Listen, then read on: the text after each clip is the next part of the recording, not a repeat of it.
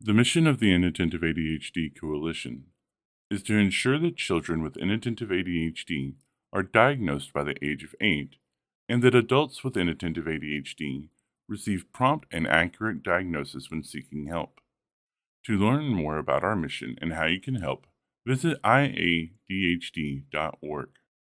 I'm Catherine Ellison. I'm a journalist and an author of several books, including the memoir Buzz, A Year of Paying Attention, about how I managed to raise a child with ADHD while being diagnosed with ADHD. And our guest today is Marc Almodovar. Marc, can you introduce yourself? My name is Marc Almodovar. I am the founder and president of Men's ADHD Support Group. We're a nonprofit organization seeking to educate, empower, and inspire men with ADHD. I'm also a coach and a speaker. I get great joy from building connections within our ADHD community and sharing stories authentically about things that I go through within my own personal life and lessons learned that seemed to really resonate with my audience. So this is a really fun opportunity for me, and I'm excited to be here with you all. Thank you so much for being here. I have a ton of questions for you. But let's start with I read online that you told the story of how you were diagnosed at 16 with inattentive ADHD. How did Yep. that happen? What was going on in your life that brought you to that level? I had known throughout my whole life that I was a little bit different. If you look at my photos from my childhood, most of my photos, you would see me out in parks and in nature, just living in my own world, doing my own thing. I have a huge imagination, and I love that about myself always. When I was going through middle school and high school, however, I did basically live my life not knowing how my brain worked and didn't have the tools that I needed to thrive and succeed in that type of environment. So when I was 16 years old, I was struggling a lot with my own mental health. I had severe depression. My report cards would say things like, Mark is there in class, but he's not really there. Sloppy handwriting, disorganized desks, all those type of things. I was at a stage where I really just needed help. I started to get the mental health support and went to a psychiatrist and learned all about I did all the tests and got a diagnosis with predominantly inattentive ADHD with a little bit of hyperactivity. I can sit down in a desk, but I'm not sitting still. I'm fidgeting and all that stuff. But that's my story of how I got an ADHD diagnosis in a What nutshell. happened? What do you think came first? Was it the mind wandering and not totally being there, or was it the depression? The mind wandering, definitely. Yeah, always a mind wander throughout preschool, first grade, elementary. That was something that was a consistent trend for me. And I remember most parent teacher conferences basically just consisting of the teachers pointing out to my parents that it was very difficult to capture my attention. The big thing is that my attention was elsewhere. Was it? Do you remember what you were thinking about? Pretty sure it was Thomas the Train for the Oh, first really? 2, In 3 the early quarters of years. my life. And then I learned about Batman, and then I became super interested in Batman. And then in high school, I was into music production and making beats and everything like that. My whole theory is that there was nothing wrong with a lot of that stuff. And my whole theory that is when I was in high school, my brain was focused towards music. Therefore, I should have been in music classes amongst other music producers, working with my ADHD brain as opposed to trying to normalize myself, quote Yeah. unquote. That's where we went wrong with my whole thing. But Ideally, we would have schools that would be that smart, but unfortunately, we still don't by a long shot. Yeah. I remember pages with doodles.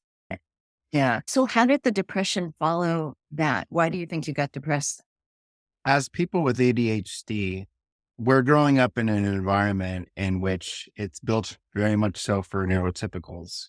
We're constantly met with words of affirmation that consist of you need to apply yourself more, you're not doing enough, you're crazy, lazy, all those type of things.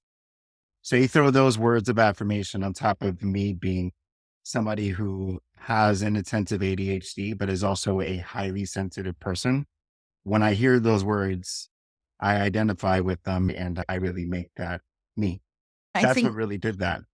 That's not even affirmation. Affirmation is like saying you're cute, you're wonderful, you're doing a Yeah. great job. I hope you got what I Those are meant like, by that. I've read that the ratio of negative comments that people with ADHD receive is so much greater than the positive comments. So Yep. you are constantly being told you're less than, right? Yeah. What was your parents' role? Did they understand what was going on with you? No. And it went on with them too. And they didn't understand it either because a generational thing happened. My dad has never been diagnosed with ADHD, but I'm very confident that he does have it. So a lot of the way that they parented me was simply just lack of awareness of tools that were needed for me. It was a parenting that was done based off of the parenting that they had received. Things really started to change when I actually got the diagnosis when I was 16. I remember being put on Strattera and different ADHD medications, and I started to learn a little bit more. But when I had gotten that diagnosis, for some reason, something just clicked within my mother then that, okay, like Mark's path isn't exactly being a straight A student in school, and things might be a little bit different for him. And we shouldn't put the standard of you have to go to college, become a lawyer, a doctor, this type of person, because he has different skills. So that's when things started to click. But my parenting process consisted of a lot of lack of awareness of what is needed for people with ADHD. Had your parents been to college themselves? I don't know, actually. I think Oh. my dad, yeah, I've never asked that question. I'm curious now. I don't think my mother's ever gone, but my dad actually is very much like me. Anytime something interests him, which is a common trait for people with ADHD, he's above and beyond interested in it. So his thing is film and he studied film. And that one I know because he reminds me that he studied film every single time we watch a movie together. I can't even appreciate a scene with him without him saying, yeah, I get that you like it, but I studied film and I'm appreciating the details. My dad went to college. I don't know if he finished that class, but I know he studied. Yeah, I was just wondering if they pressured you at first to go to college. They wanted you to go to college to reflect well on them. And that was a big disappointment for them. Did you not go to college yourself? No, I definitely didn't. As soon as I was out of high school, I was done. No looking back. And to this day, I do not miss it at all. I'm really glad that I went on the path that I went on. And so what was that path? Once you graduated high school, what did you do? As soon as I graduated, I stepped into the part-time job and really took some time to figure out what it was that I wanted to do. I got really interested in personal growth. I think when I was around 18, 19 years old, I had gone through a breakup of some sort that ignited my interest in learning more about myself. I did all kinds of crazy things from meditation retreats to studying holistic health. And as I I'm crazy.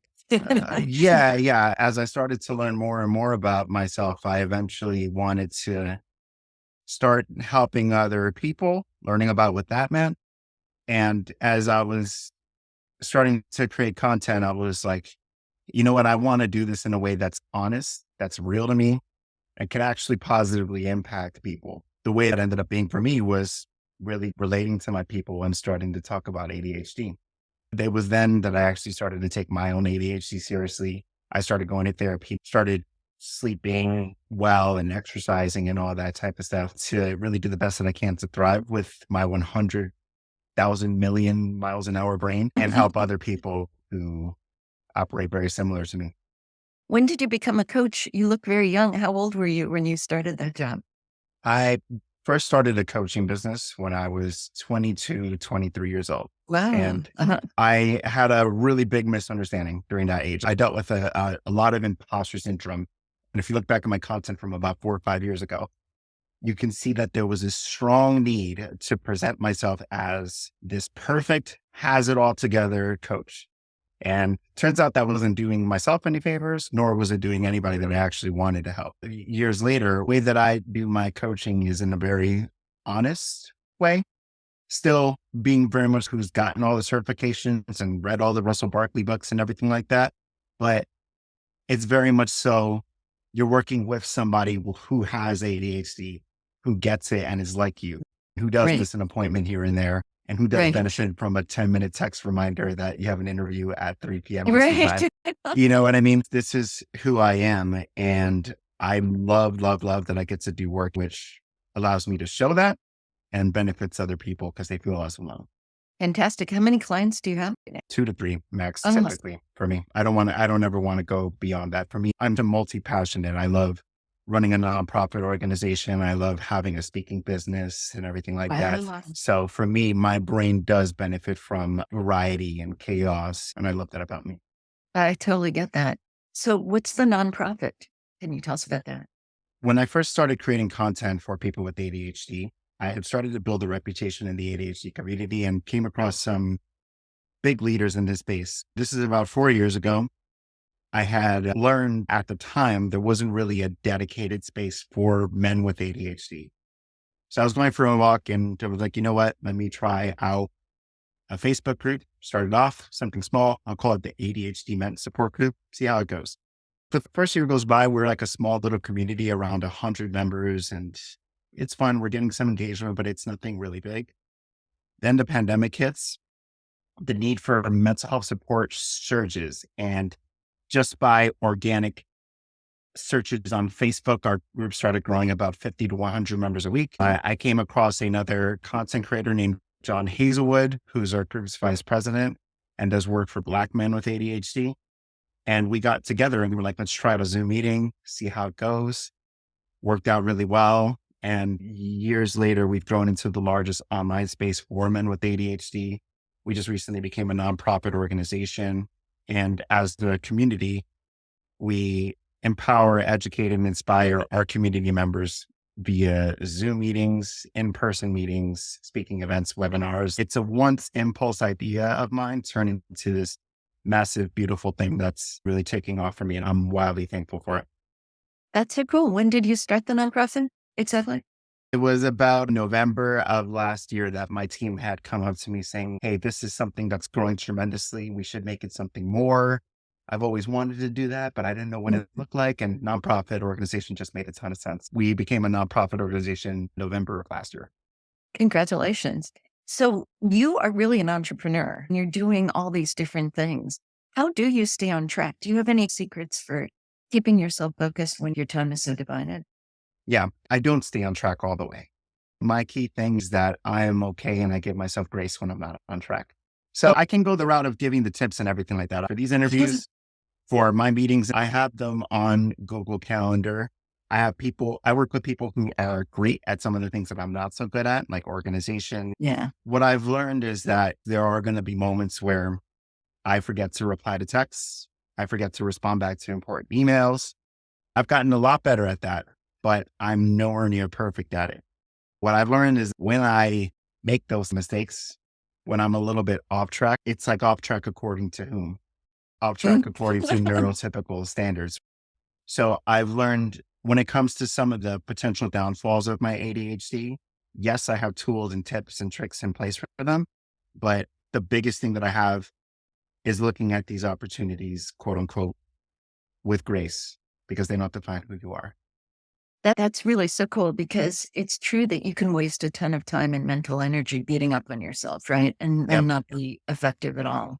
Yeah, that has a ripple effect. Whenever I would do something like, say, I'm going to be committed to a morning routine every single day for 2 weeks, and then day number 12 comes and I fall off, instead of remembering that day 13 is the thing and I can bounce back, I will spend day 12 beating myself up or not having done it. I'm living in this self-sabotage negative thought cycle as opposed to being gentle with myself and bouncing back. So it's almost as if the biggest tool that we can have in place as people with ADHD is really looking at how we can talk to ourselves in a way that holds ourselves accountable, but is very much so acknowledging our self-worth. Yeah, you have to understand that mistakes will happen. Not going to control for all mistakes. I Yep. think you're totally right. It's how you react to those inevitable things, maybe with a sense of humor. I don't know. Oh yeah, Yeah, definitely. that's so important. So I haven't heard of a lot of men's groups, specifically men's. What do you think you bring to that? Like, it used to be that only boys got ADHD, but girls are dominating the discussion now. What are the special issues for males? It's fascinating because women with ADHD tend to be underdiagnosed because most women are predominantly inattentive. You can't see inattentive ADHD like you can see a hyperactive boy. Boys and men are highly diagnosed with ADHD. In fact, we are the most diagnosed ever. The problem is that we are often not doing something about it. Uh-huh. due to what we think of makes a masculine man. We think as men that in order for us to be strong, in order for us to be effective providers, our emotions must not be expressed. We must be this strong, tough person at all times, 24/7. If we dare take a medication that helps us with our productivity, that also negatively impacts our masculinity. That is a way of thinking that we seek to really debunk and reverse with our community. What we've often seen is that we finally start doing something about it when we reach a breaking point. When if we scroll through our community's posts, are going through a divorce, lost their career, strong financial difficulty, that's typically the point at which men are actually getting started. We want to help those men, but also we want to be in front of the public, letting people know that therapy is a good idea. I just had my therapy session this morning and it's helped me be more confident and do all the work that I need to do in order to be that provider, that strong person. When it comes to them ideas, that provider thing, that strength, that guidance, leadership, those are all great things. Where we're flawed or where things go wrong rather is what we think it means to get there. We don't get there through suppression of our emotions. We get there through expressing them. We get there through learning about ADHD and recognizing that if a medication is going to be what helps you thrive in life, that's a really good idea to take it. Yeah.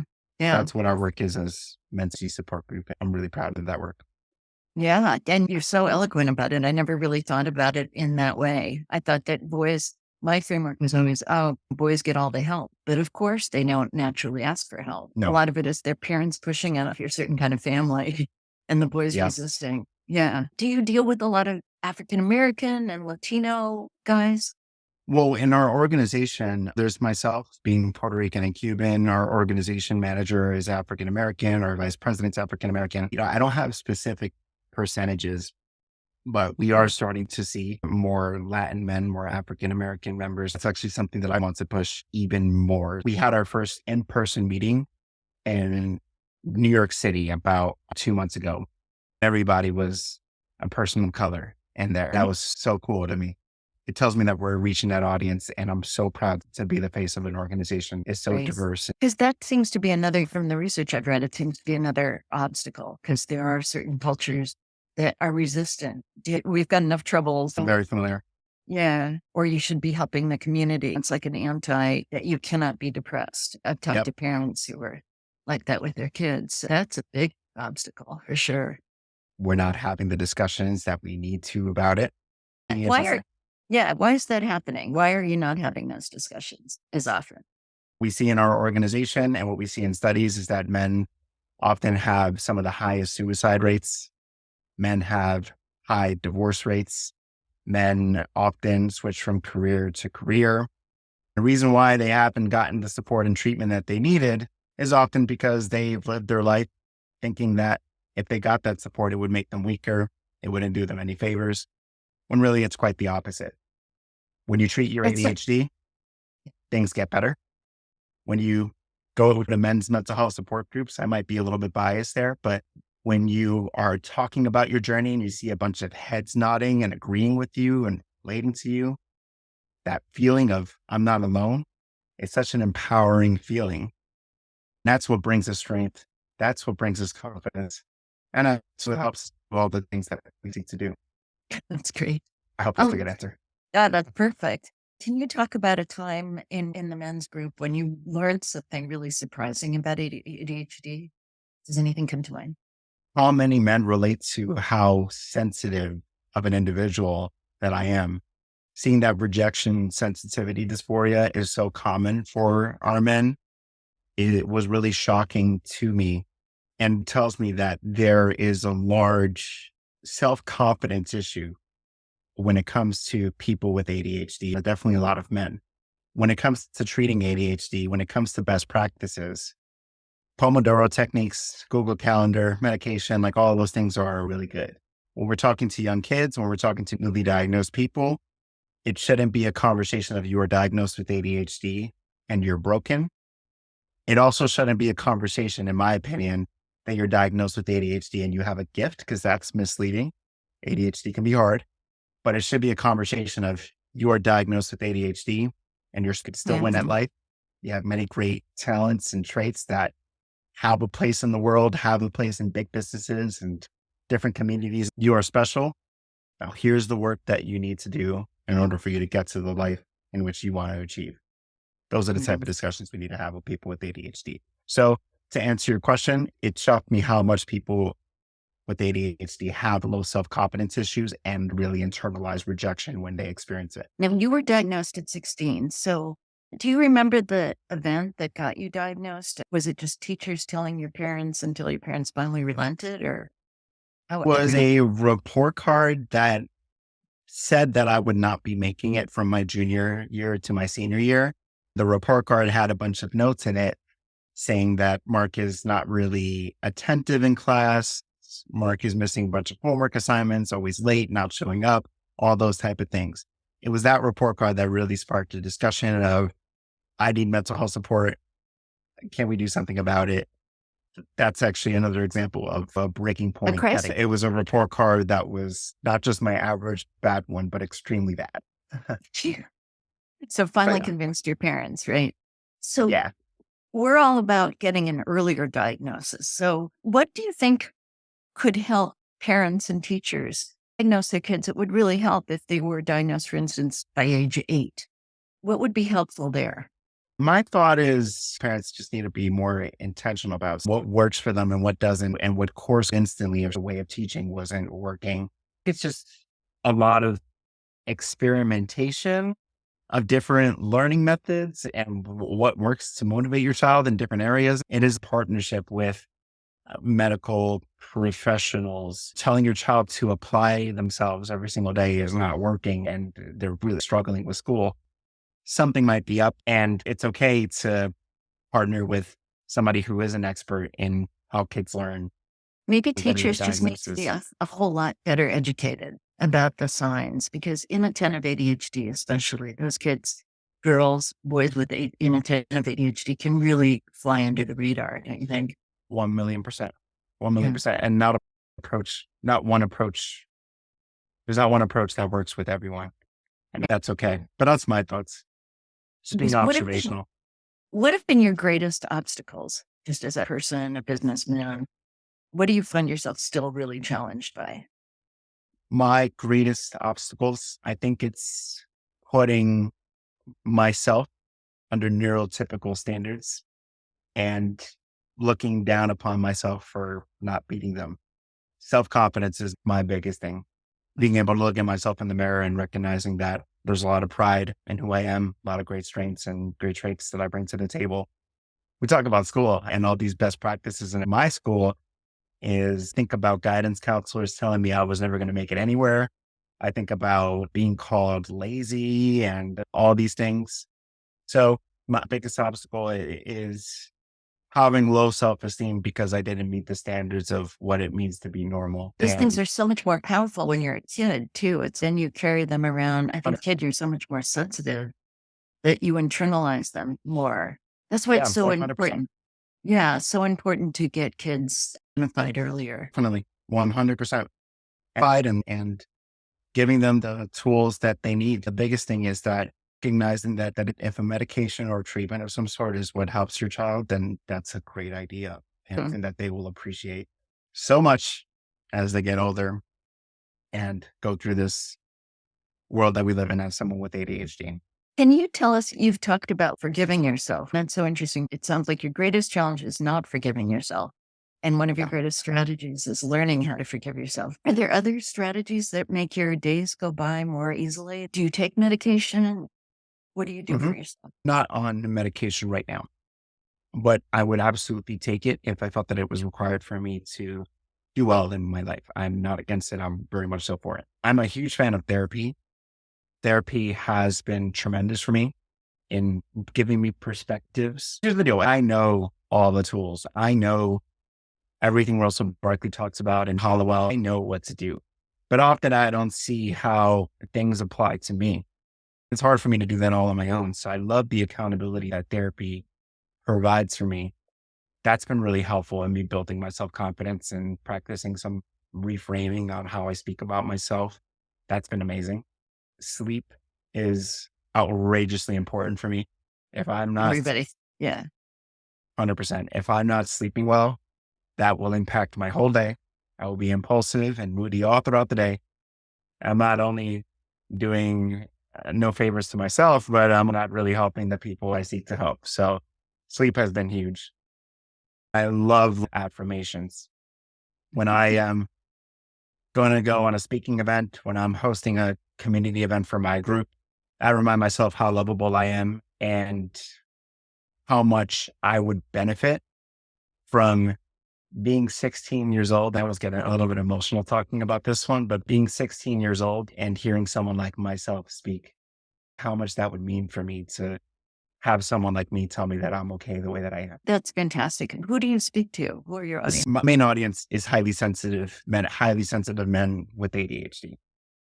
Those men that can really do a great job. I do have some slight imposter syndrome when I'm going to schools. I'm thinking to myself, I hope the teachers are okay with me telling them that they don't have to be straight A students. I hope that's not what they think I'm here to do. Do you find those men? Do you mean put out an ad for highly sensitive men to come to? I put out content that is relatable. I put out informative content, but I do it through storytelling.